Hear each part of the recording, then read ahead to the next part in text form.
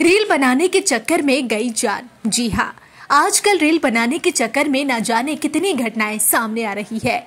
ऐसी ही एक घटना आज पश्चिम बंगाल के मालदा जिले में पेश आई है। पता चला है कि रील बनाने के दौरान कालियाचक स्कूल के छात्र की मौत हो गई। पुलिस जांच में ऐसी सनसनीखेज जानकारी मिली है।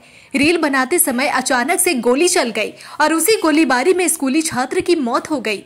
मालदा जिले की कालियाचक में हुई गोलीबारी की घटना में पुलिस ने एक व्यक्ति को गिरफ्तार कर लिया है। आरोपी का नाम सफी अली है। गोलीबारी में मरने वाले 8वीं कक्षा के छात्र समीउल इस्लाम के दोस्त का नाम सफी है। जांच कर रहे पुलिस अधिकारी ने बताया कि मृत छात्र समीउल और उसके दोस्त सफी रील्स बना रहे थे। उनके पास 7 mm की पिस्तौल थी। तभी ये घटना घटी। जांच कर रहे पुलिस अधिकारी ने बताया कि यह घटना गुरुवार सुबह 11:30 बजे की है।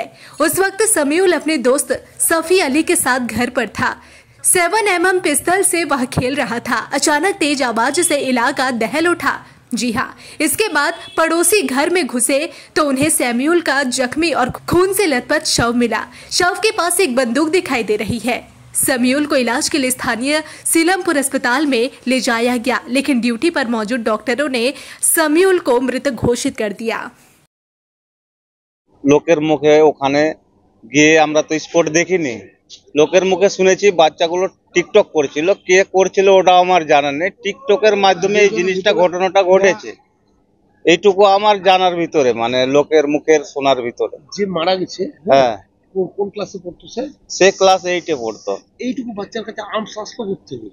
ওইটাই তো স্যার আমরা সেটা ব্যাপারে তো আমি বলতে পারবো না। আমার গ্রাম আলাদা, আমি তার জায়বু হলাম, মানে আমার মামা শ্বশুরের ছেলে হলেন উনি।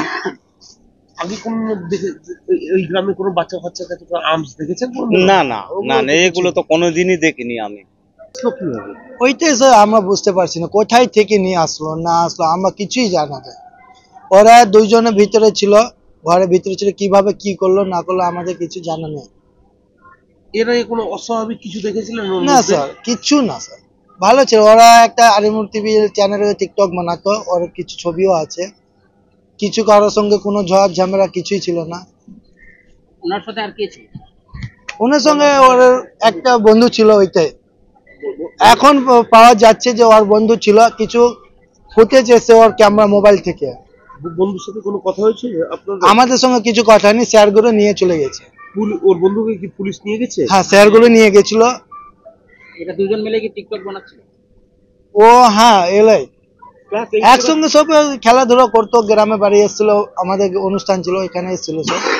গতকাল আমরা দেখলাম কালিয়াচকের 8ম শ্রেণীর ছাত্রের হাতে ফায়ার আর্মস, এবং সেখান থেকে সেটা ফায়ার হলো। এর থেকে একটা প্রমাণিত হচ্ছে যে এই তৃণমূল সরকারের আমলে গ্রামে গ্রামে অস্ত্র মজুত হচ্ছে। নাইলে এতটুকু বাচ্চা ছেলের হাতে অস্ত্র আসার কোনো কারণ নেই। এবং পুলিশ প্রশাসনের এখানে কি ভূমিকা আমরা বহুবার বলা সত্ত্বেও পুলিশ প্রশাসন নীরব দর্শক হয়ে আছে, এবং তৃণমূলের প্রত্যক্ষ মদতেই এই সমস্ত ঘটনাগুলো হচ্ছে। বিজেপির রাজ্য থেকে তো অস্ত্রগুলো চলে আসছে, বিহার থেকে আসছে, মুঙ্গের থেকে আসছে। এরা অস্ত্রগুলো তো সেখান থেকেই আসছে। এরা কি ঘুমিয়ে থাকছেন? বলতে তো পারছেন। আর এটা পুলিশ দেখছে যে কে অস্ত্র নিয়ে আসছে, কোথায় সোর্স আছে, সব দেখছে, এবং সব কিছু বেরাবে। ওরা অ্যারেস্ট করেনি, বিজেপির লোকরা অ্যারেস্ট করেনি, দিল্লির পুলিশ এসে অ্যারেস্ট করেনি। পুলিশ অ্যারেস্ট করেছে আমাদের বেঙ্গলের পুলিশরা।